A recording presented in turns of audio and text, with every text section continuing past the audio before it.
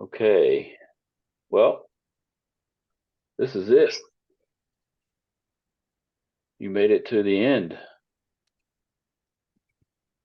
The end, and now it's the end of the beginning.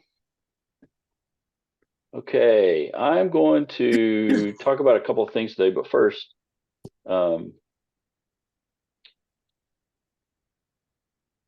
on, sorry, one second. There we go. Okay, before I start and go too much further, is anyone here? Because I don't get a list of like licensure lists. So is anyone here doing LMFT? Okay. And there might be other people in class that are listening to the recording. That's fine. The reason why I was asking is that if you're an LPC, this is your very last class. So this is the last thing you'll do. And I need to share some information with you guys. So what we're going to do today is I'm going to go through just real briefly what the class is about, what we do, and there are a couple of assignments, but nothing too difficult. This is not a heavily weighted academic class at all. The assignments that you have are very, very simple. There's only a couple of them. Mainly what we're going to spend our time on is talking about what happens next and what life looks like after this. So I'm going to spend time today going over a couple of, just a couple of websites that are really important to have and answer questions about certain things, but also talk about like what to turn in terms of hours. Like when we get to the end, what are you going to turn in and what I'm looking for, that kind of thing. But I'm also going to spend plenty of time going through any questions that you have as we move forward. Do you want to open this up? Okay. Now, who is excited about being finished?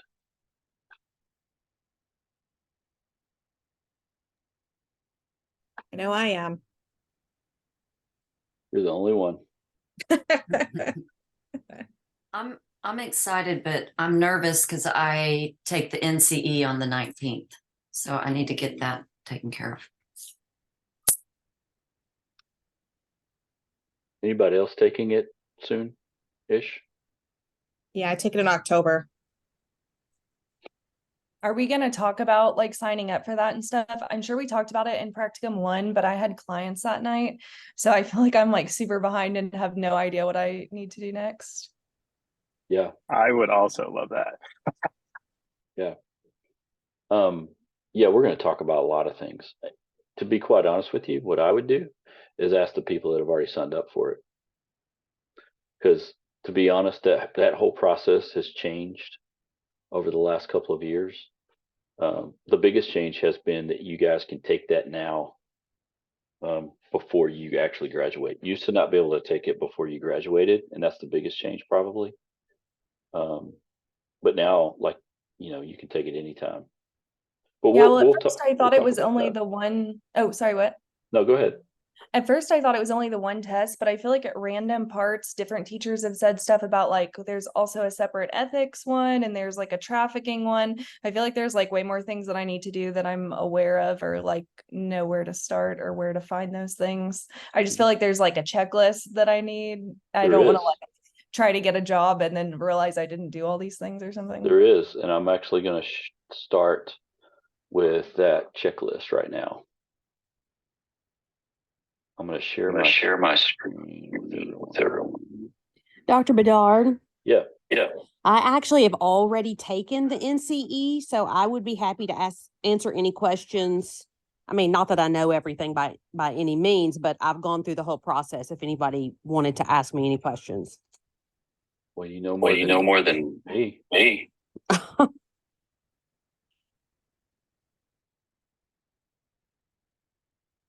Here's what I'm going to do.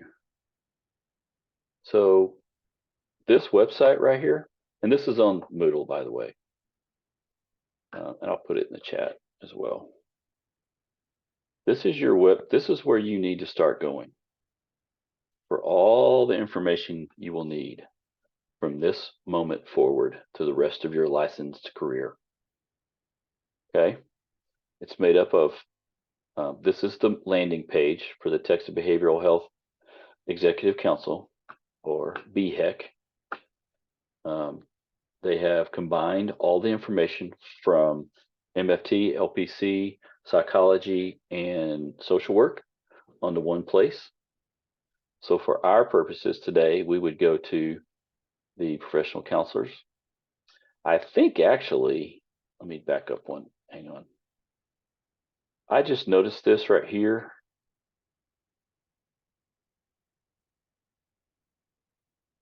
This is new.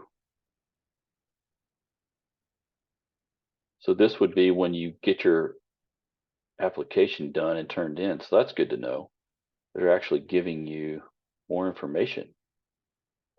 Oh, good. Okay. If we go, this is going to be redundant, so I just want to go here. If you, when you go to the Board of Examiners for professional counselors, this webpage will give you, like over here in the right column, like Ashley, one of the things you mentioned was the jurisprudence exam. So everyone takes the jurisprudence exam before you get your license. You cannot fail the jurisprudence exam. If you don't get a passing score, you continue to take it right then until you pass it. But everyone has to take it. You usually take it like right before you get your, like when you do your application for your license, and you can take it now too. And then usually you'll do it 1 or 2 more times after you've already been licensed. You'll do it again. The human trafficking FAQ is right here as well.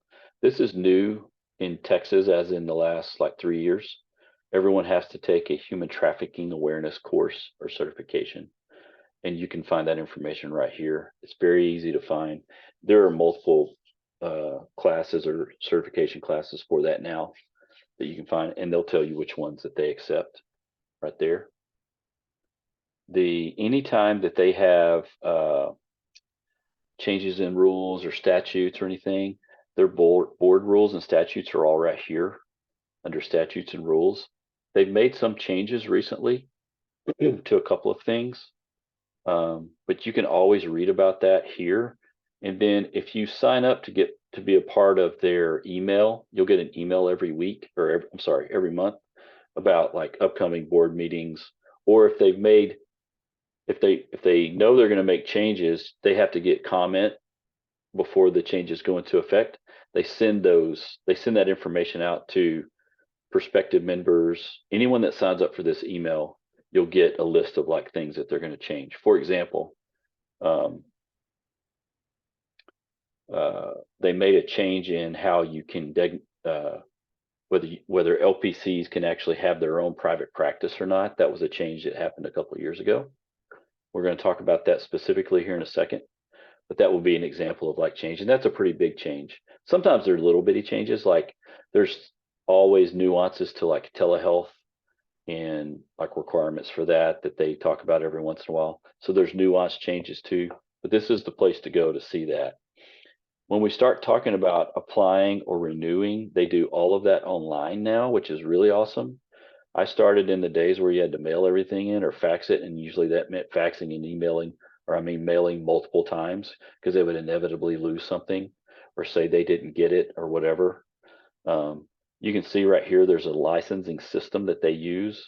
So you'll go on there after you've done your exam and you're kind of ready to apply. They'll walk you through the process right here. I don't want to, it just kind of confuses you if I keep going further, but you can kind of look at, they actually have like brief like requirements for everybody.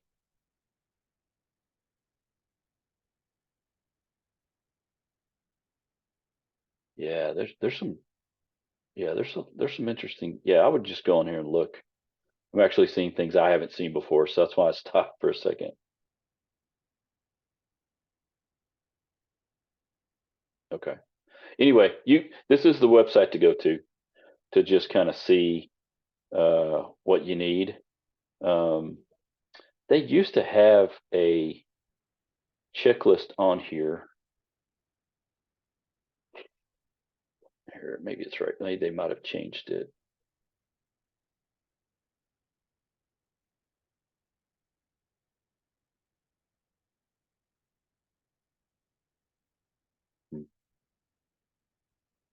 Anyway, you guys just go in here and start looking through here, and you can kind of see where things are.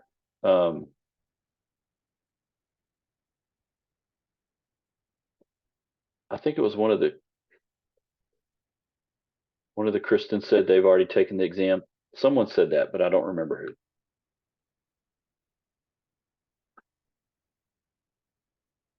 I was going to ask a question. That was me, Kristen Yeah. Wright. Yeah. Could you talk a little bit about how you did that and where you went?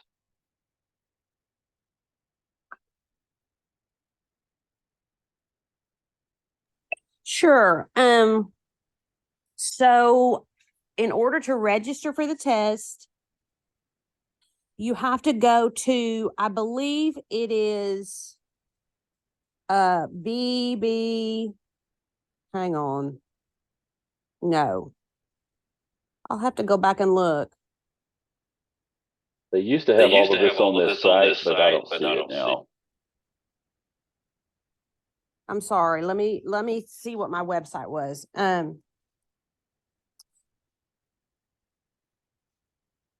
Okay, nbcc.org. Mhm.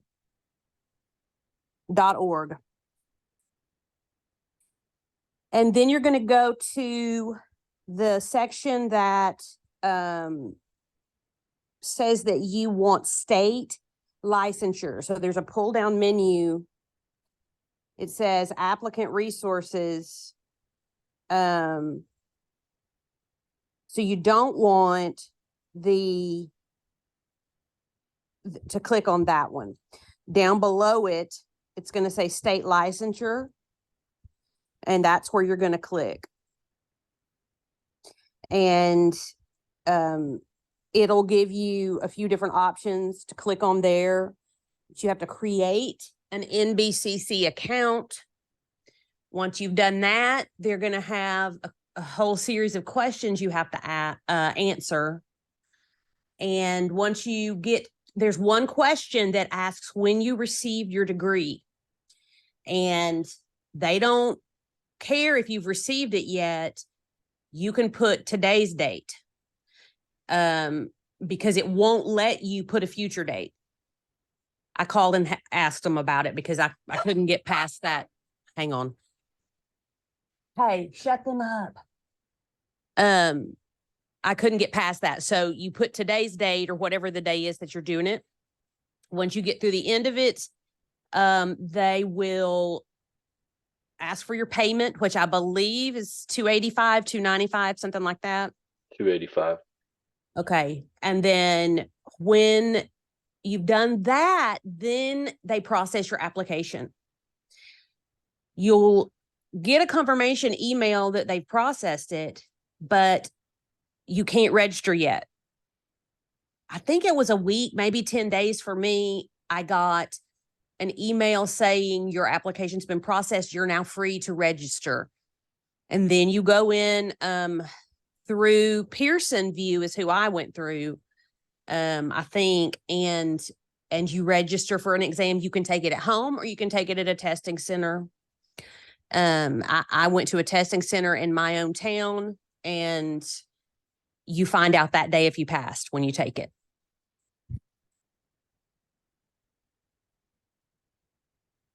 I know someone that went to Amberton like years ago and they said that they took it at the school. Do y'all still do that?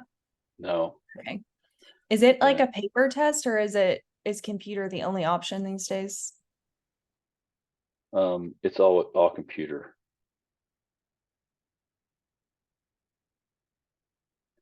Let me do something here real quick, everyone.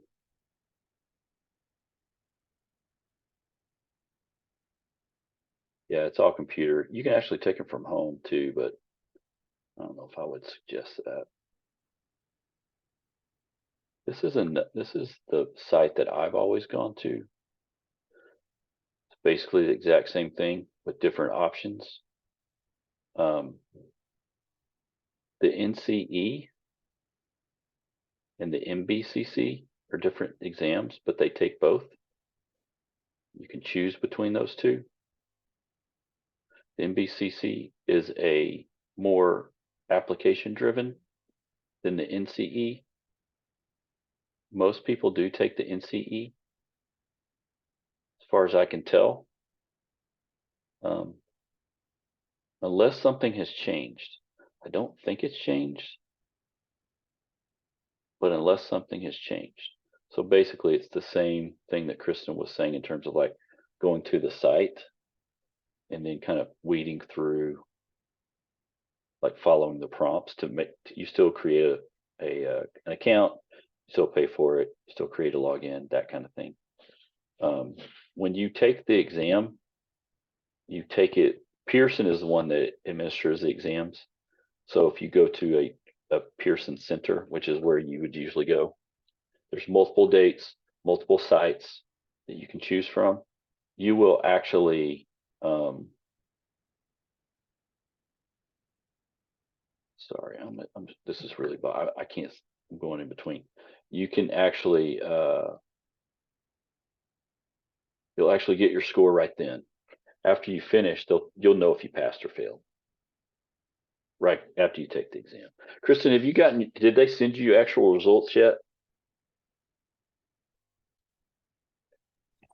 No, I just got the printout that they gave me, which is, it tells you what you got wrong. Yep. But then you can go in within a couple of weeks and it'll post the actual, grade. whether you passed or failed, and yeah. Gotcha. Okay. The reason why I was asking is that's part of your application process when you get ready to apply for licensure. Yeah. Sorry, Kristen, I think I cut you off. I was just saying that I got my grade that day with a detailed explanation of what I had missed, but it's not reported to NBCC for a couple of weeks. And then I think after that, then they report it to the state. Correct. That's right. Yeah. It's all automated for you. But getting that printout is probably pretty important. I would get that for sure, just so you have it. That the reason why I'm going through this right now is that that's just this is part of your application process. So there's two things to think about: your academic process, which you're finishing today, this quarter. Your academic process, which includes your practicum, will end. Then you start your professional process, right? So the professional process is what we're going to kind of talk more about in this class, because that's what you're about to do. Does that make sense? Up until now, you've really just focused on the academic pieces, taking all your classes, finding a practicum site, doing your practicum, those things. Now we're going to transition to, after you graduate, doing the exam, doing your application, finding a supervisor, finding your site, that kind of thing, gathering your hours, right? And so that's the part that we don't talk a ton about until the very end of the academic side, for a reason. The main reason is because you're doing all the academic pieces, and by the time you get to the end, it's kind of, in my experience, it's when you're paying more attention to the process than you are as we go through, your academic pieces. But I think what I have found to be the most helpful in this class, especially the past couple of years, I will do my best to try to answer questions, or at least send you to the right place to figure things out.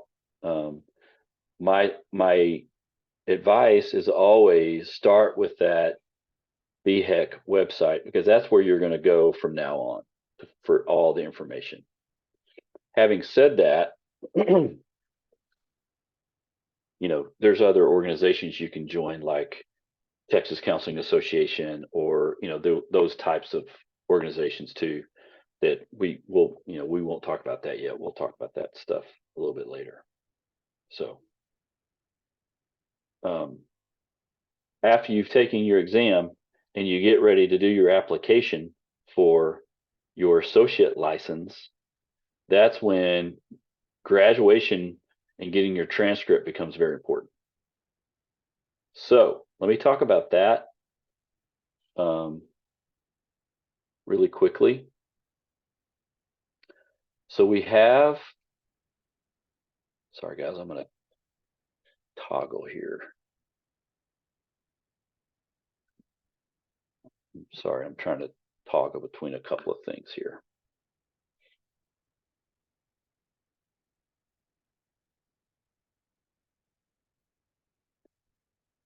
So in terms of graduation, which this is a fall graduation period, so that means if you want to walk the graduation in November, you can. So basically what happens is everyone that graduates in the summer and the fall will walk in the fall. However, you have to apply for graduation, and I believe you have until the 16th. Let me make sure I'm telling you right. Yeah, Saturday, September 16th. So this web page, and I'm going to put this on the chat as well. This is the web page to go to about like everything graduation. Keeping in mind that Amerton has more than just the counseling department, right? We have, you know, business and human development, several different departments, and everyone graduates at once. So what you'll want to do is you will want to go here, and there's a little link you can see right here that will take you to the actual application for graduation. And once you click on that and fill that out, you can turn that in and pay your money, and that way you will do two things. One, if you want to walk, you'll get your cap and gown. Two, probably the most important thing is this starts the process of getting your transcript after graduation, which you're going to want, especially for those of you that have already taken or are about to take the exam and pass it and get ready to do your application. You'll want to just you can get that transcript within a week of graduating. It's usually around 5 days, I feel like. It's pretty quick. It might be quicker than that, but you'll need that transcript for your application process. And so applying for graduation just kind of starts that process for you. Okay. Any question about that? Has anyone done this already? I'm just curious. Most time people have. Yep, I have. Yeah, I applied too, but then they like email you and I guess ask if everything looks okay. It's kind of unclear if you have like further steps after that or if they're just sending you back information to make sure that everything's accurate. I'm not really sure. I got a letter in the mail and they said that I need to ensure that I pass this class and ensure that I make the payment, and then they'll confirm that I can go. Yeah, I got stuff too. It was just kind of unclear if there was like another step or if they were just updating me. Yeah. I can't speak intelligently about that. I have no idea. I will say this too. This is actually important. After you graduate,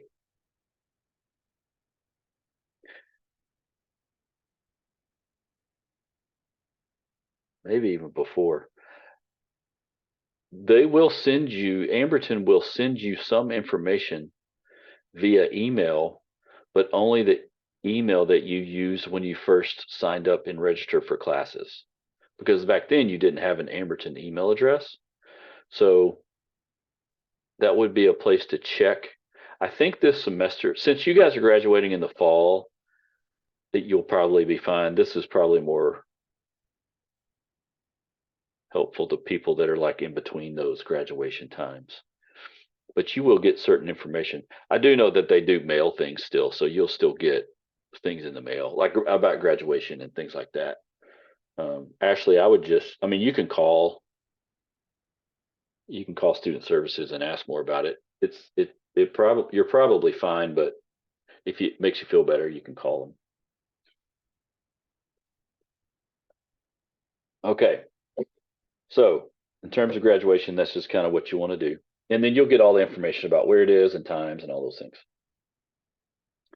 I kind of think it's cool because some of my students I've not seen in person ever. You know, because some people have taken almost all the classes online. Back in the old days before COVID, we saw everybody in person all the time. But we don't do that as much anymore. Okay. Let's stop that part. All right. Any questions so far about anything?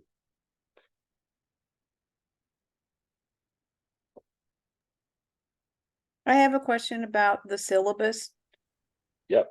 Okay, so the one that is on Moodle under the thing that I just got to look at today, because, you know, the Moodle page, whatever you call that, that one looks less populated than the one that you can get. I already had from like the main site that everybody can look at all the syllabi.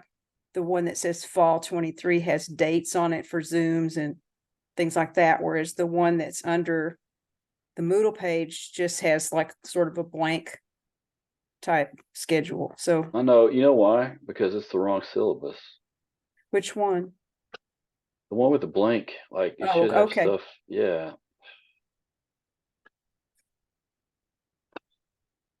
I'm gonna calm myself here a little bit. That's the wrong syllabus. Okay, good. I'll put the right one up. I'm not sure why that's on there.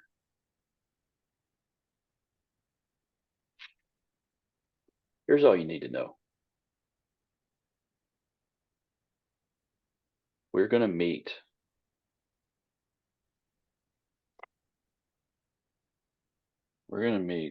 one, two, three times, once a month. And I'm going to send those dates to you, and it's on the correct syllabus. I'm going to multitask and actually put it on there right now. That's for Zoom. They're going to be on Thursday nights, 7 to 9.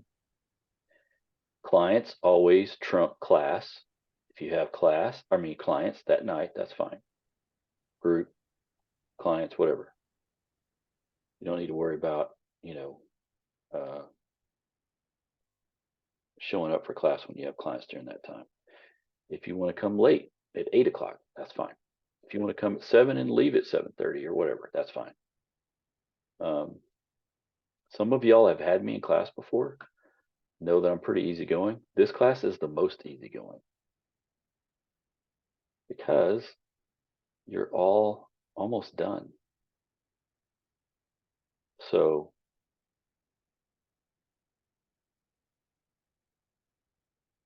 anyway, having said that, in terms of assignments, here's all you need to know. You'll have 2 things that you have to turn in, and a third thing that will help you can turn it in. It's actually helpful to the university. The first assignment that you have is just a reflection paper on your practicum experience. And this is loaded up on Moodle. There's a document there. It's just a 1-page reflection paper. I think I asked you a couple of questions. The second thing that you'll turn in for a grade is all your hours and your evaluations. Everything you turned in to Dr. Johnson for Prac 1, you'll turn in to me as well. But it'll be a total, right? When I get your hours, I don't want just Prac 2 hours. I want all your hours from the time you started until you end, including the 2.5 weeks in between semesters, right? You include all of that. So any practicum time you've spent, I want all of that. Okay. Plus the 2 evaluations. You'll do your own, the student evaluation and the supervisor evaluation. Right? I've got folders on Moodle to turn for each of these things so you can turn them in. I'm going to talk more about the hours in reports, specifically our second class, but this is just what I'm wanting you to turn in. You cannot graduate or get a grade for this class until I have your hours. I have to have that because literally that means you have finished your practicum, which also means you can get a state form that we will actually sign for you saying that you completed your practicum. Okay. I've never had trouble with this. I'm just saying this is kind of, that's the big one. The hours is a really big one.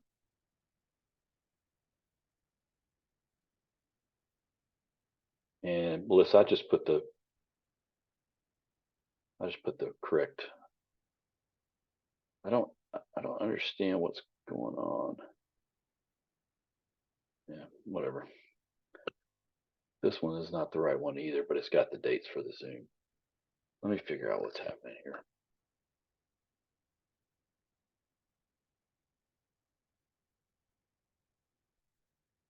Our next Zoom class will be September 21st, and I'll send this out to everybody too. Okay, so the practicum, reflection paper, and your hours plus your evaluations, those are the two big assignments. The third assignment is really more just kind of helps us as university. It's the QEP assignment, which is basically a reflection paper that you're going to write about your learning style.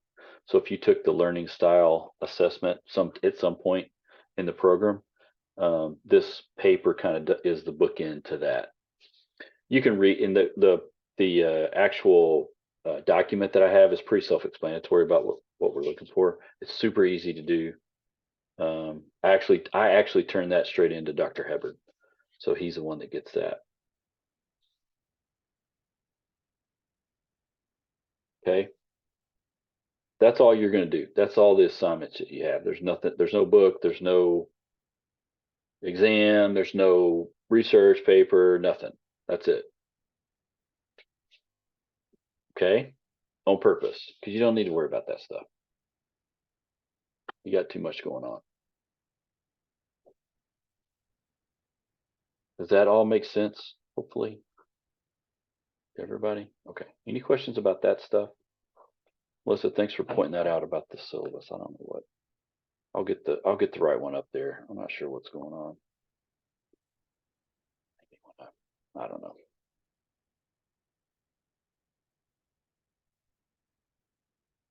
Okay. Now, one of the things that I try to do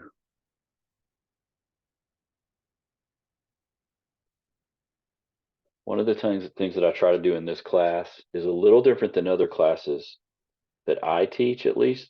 So I've been teaching practicum now for a little while, and what I've learned about practicum is a couple of things. The first thing is everyone's ready to graduate, and so unless you have to come to class, people don't come to class. I'm just being honest. We made these online on purpose because people were living like and going to their practicum sites like all over DFW and beyond. And it was really difficult to come to class even like 4 or 5 times a semester. And so we were like, why are we doing this? Why don't we just meet virtually? So we meet virtually. So this practicum experience is all virtual on purpose. And that lets people meet a little bit easier, I think. But what we miss when we have, because in the past, before COVID, we would all be meeting together on a Thursday night, either in Garland or Frisco. We'd all be in class, everyone would come, and we'd all hang out and have a class. Now it's a little different. And because of that, what I've learned, the second thing I've learned is everybody has different questions about like either next steps or like one practicum class, they wanted to talk like about more about like therapy techniques and practice therapy techniques and things like that. I mean, I've had some people want to talk about specific models of therapy. Some people don't care about any of those things. They just don't and want to talk about something totally different. And so what I've learned is I have things planned that we're going to do for sure. But I also know that some of you there might be other things that you care about. And we can use this class time for any of those things. The things we will do for sure in here is we will talk about things like private practice stuff, like insurance, setting your fees, joining a group and how that works, things like that. We're going to talk about that. We're going to talk more about like cases. We'll have times where you can bring cases to the class, and we'll do that for sure. And then I've started talking a little bit more about some ethical things to think about and look out for. We'll do those things. So those three things we will do for sure in here in this class. I've got a really, really good video. I don't think I've loaded it up yet, but I'll put it up, of a friend of mine, Chris Kendall, who did a 2-hour class for us last spring on like taxes and income for self-employed folks, which is super, super, super helpful. And instead of me trying to explain it, he does a way better job than me. So that's actual video that I'll put up that you can watch. It's very, very helpful. Keeping in mind that, and he'll say this too, some things change, tax laws do change. So finding a good CPA to run things across with is smart. But I'll put that video up too so you can see it, because the majority of folks that go into our field are self-employed, or at least do self-employed work for a time. So it's really good to kind of know what that's about, especially if you've never done that before. And I'll actually talk about some of that too, but I'll put that video up that really goes into really pretty in-depth look at that. And he answers some really good questions from the class as well. And so it's just been really hard for me to kind of nail him down to come back and do it again. So I've got the video. Okay. So we will talk about those things for sure in the class. Are there any other topics that any of you, and since you're the ones here today, you're the ones that matter. Are there any other topics that you're like, you know what, I'd love it if we could maybe have a discussion about this, whatever that is. Is there anything else that you care to discuss, or you don't care, you just want to graduate? What, it's up to you. What do you want to do?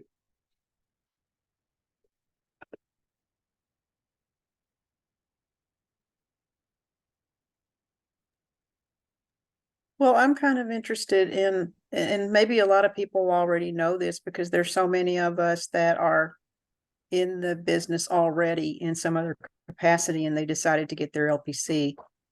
But like I am from a completely different career. I'm a career changer. So I don't know as much about all the different varieties of things that we would now be able to do. So I would appreciate just like, who are the employers, what are the different types of jobs? Maybe that would be boring to a lot of people, but anyway, don't have to spend much time on it. Yeah. So basically, what can I do? What fields can I go into? How can I use my license? Right? Okay.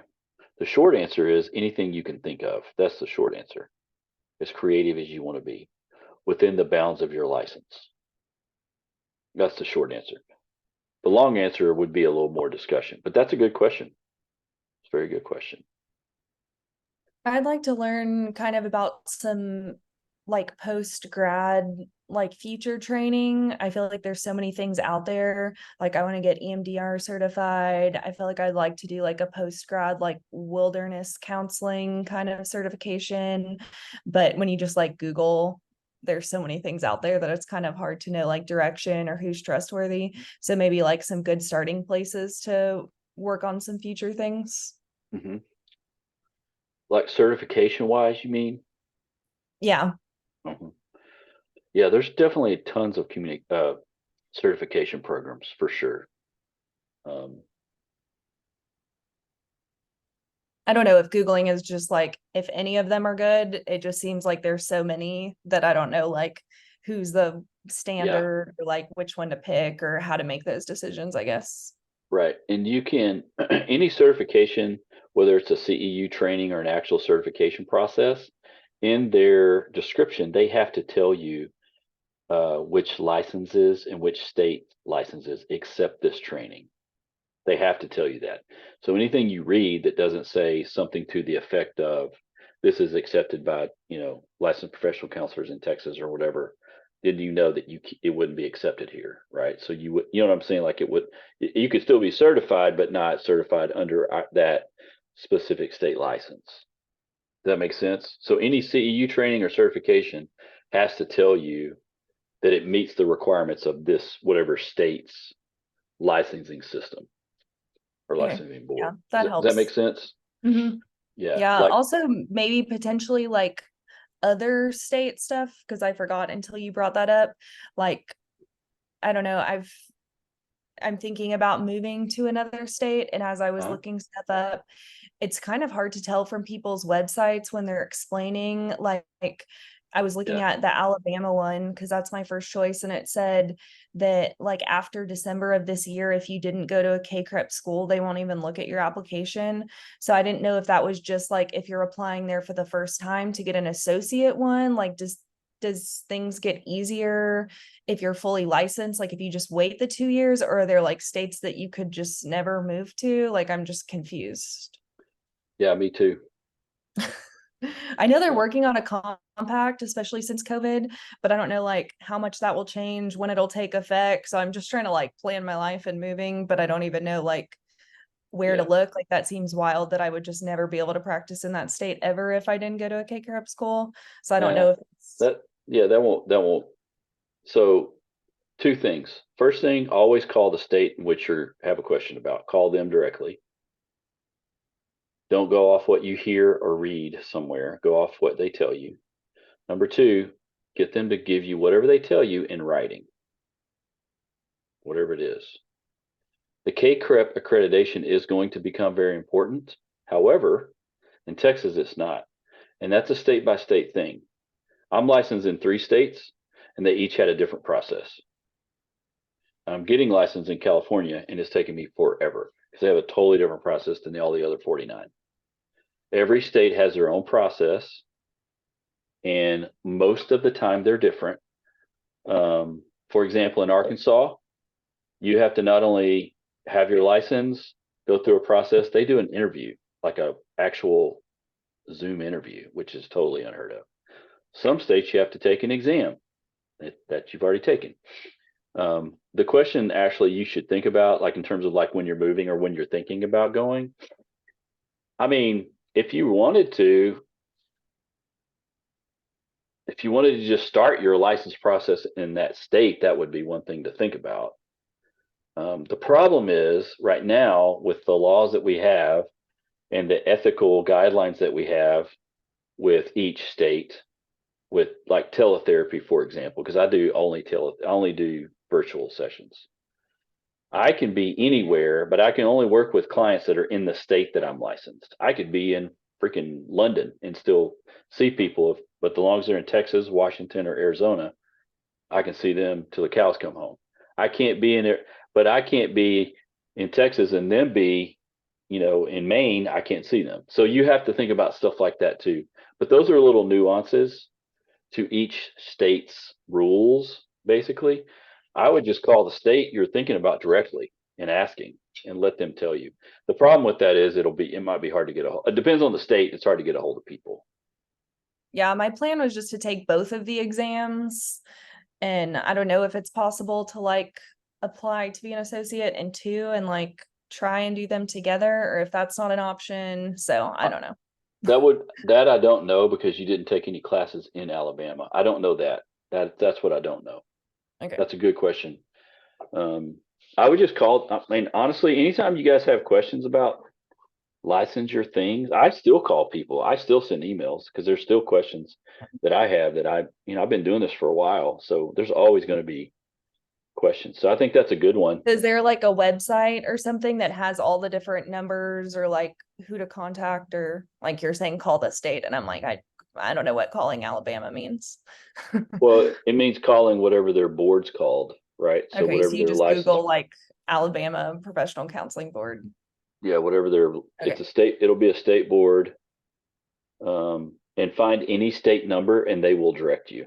Okay, cool. When I was getting my Washington license, man, I called like 3 different numbers and got tossed around until I found the right one. Sometimes you just, Okay. I mean, it's just, I'm sorry, it's just the way it works. You No, guys are it's going to fine. have, I knew it would be yeah, difficult. yeah, so. it's not easy. It's not a straightforward process. They do not make it a straightforward process. I don't know any state that does. If they, maybe there are some, I just don't know who they are. Now, I will say this, most states now will do most of the applications and things online once you get it, like once you get going with the system. So that part's good. That's nice. Thank you. You're welcome. It is easier to get your license in another state after you already have your full license. That part is true. That is easier. Anything else?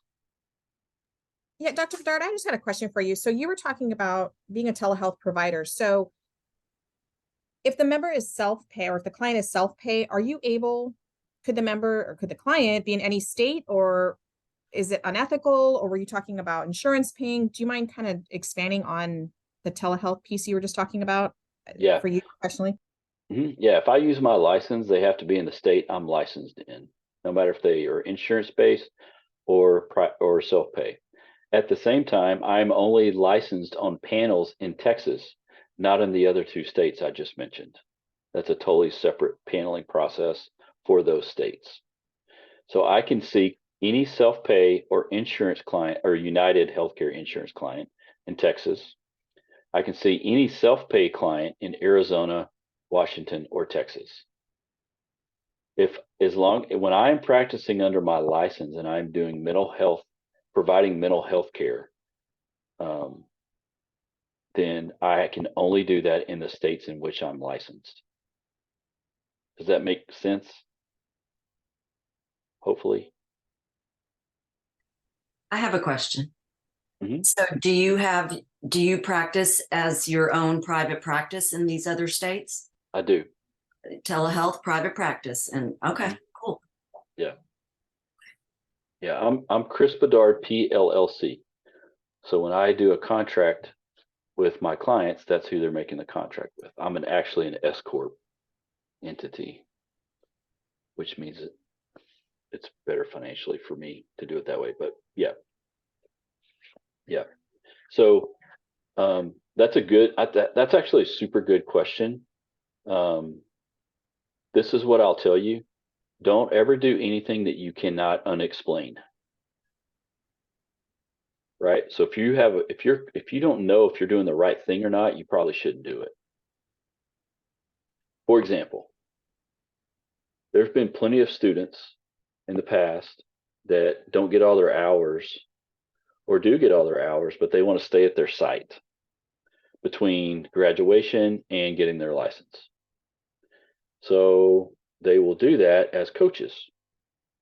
They'll call themselves a coach, even though they started seeing their clients as a student under a mental health care, intern practicum student license. Not a license, but basically that's how you started. So I don't think that's a good idea personally. I think it would be not smart to do that. That would be an example. So if you find yourself asking ethical questions, there's usually a reason to maybe stop and think, maybe I shouldn't do that. Now, having said that, I totally understand that there's some gray area in ethics, right? Like ethics or principles or guidelines that we use. And I understand when we kind of get into these places like, hey, what about this? Especially telehealth can be that way.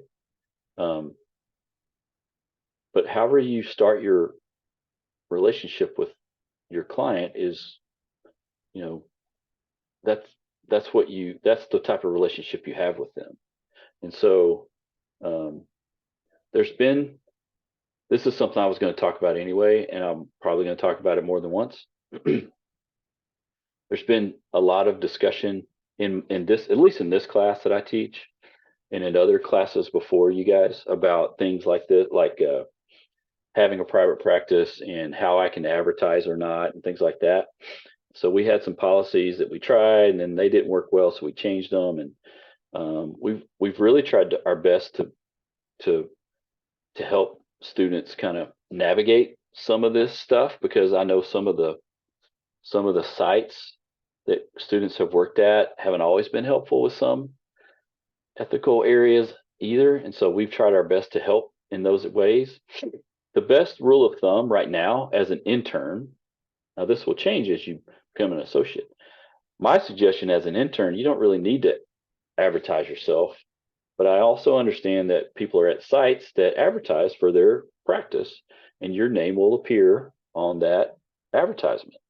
If you do advertise yourself, you need to advertise yourself in the right way. You're a practicum intern student. You're not an associate or a counselor. I know this sounds really strange, but we've had people in the past that have misrepresented themselves, and a couple of those students ended up not getting their license. So I don't want to see that happen with you. So those are things that are really important to keep in mind. You just want to be careful with how you present yourself in terms of like how you advertise yourself. Does that all make sense? Hopefully. It does.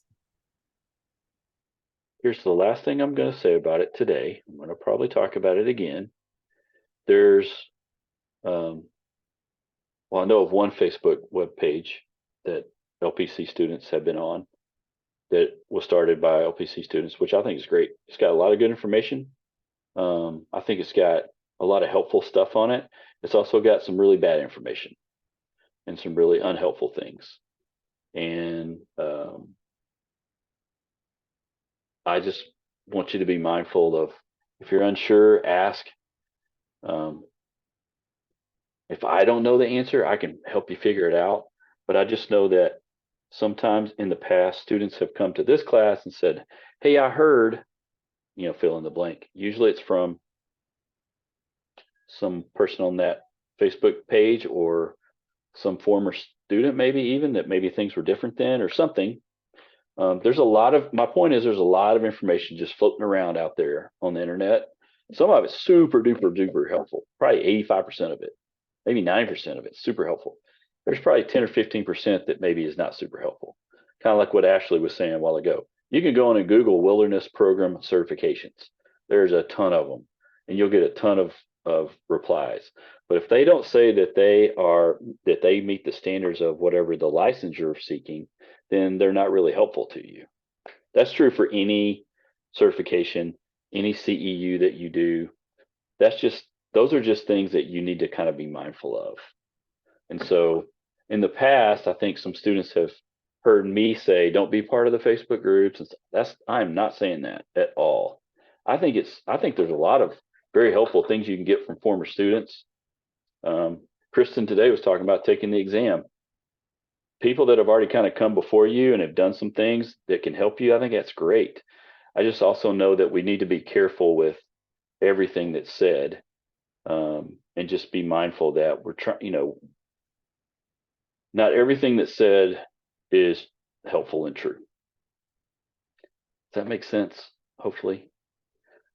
I've said this like 5 different ways, and I never know I just want to say it the right way. I'm trying to say it the right way, I think. Does that make sense? Any question about that at all?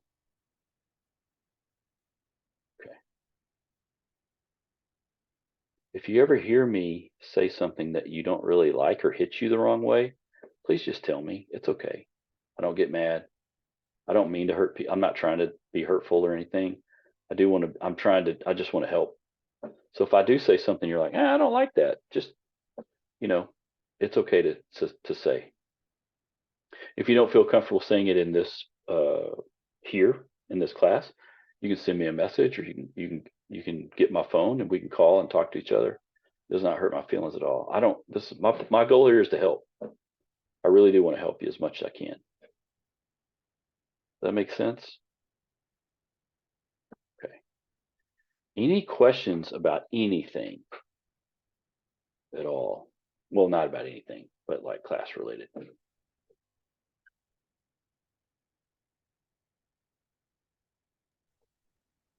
This doesn't have to be like a long, belabored conversation throughout at any point in our practicum, but I am curious on kind of what you're seeing, Dr. Bedard, for like consulting. I've had a couple people at my practicum site and just have some colleagues in the field already who have asked me if like consulting is a part of how I see private practice being a part of my work, or even within a group practice situation. And like truthfully, like I think I have a very like corporate understanding of like the consulting world and consulting nature of occupation, and so I'm not entirely sure what that really looks like within the therapy and like counseling world. Yeah, I think it's okay.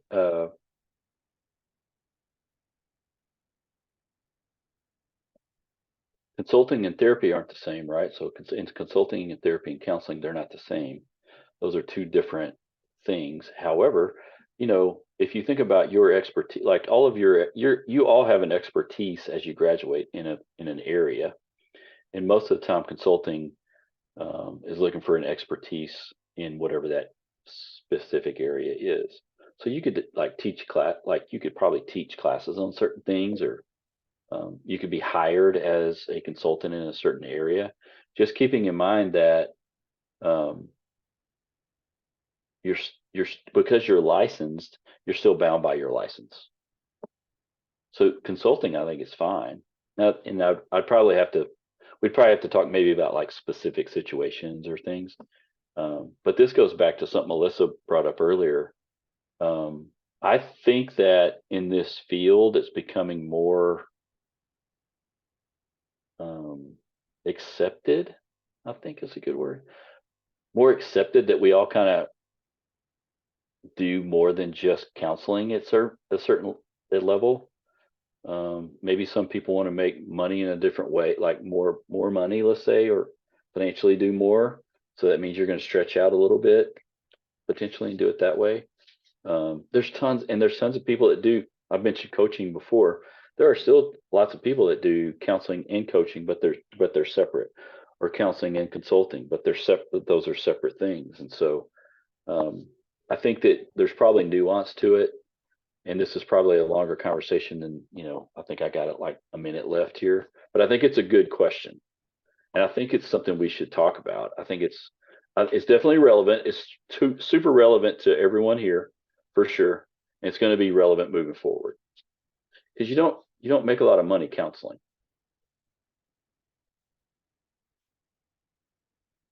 If I'm being Awesome. honest. Yeah. Well, not awesome about that, but awesome. And thanks for your attention with that. I appreciate it. Yeah. Does that make sense what I said? Hopefully. Totally. Yep. I'm tracking with you. All right. Now I've got to stop. However, don't hesitate if you have questions or anything. Melissa, I'm going to look at this syllabus thing and I'll fix that. Put the right one up. But for sure, our next class is September 21st at 7. And I'm going to send this out in a message too. And I'll put this recording up. Everyone waiting on the recording, if you watch it or listen to it, I'll put this up by tomorrow morning. It'll be up too. All right. Now you can go do something else. See everybody. Thank Have a you. great weekend. good week. Thank you. Thanks.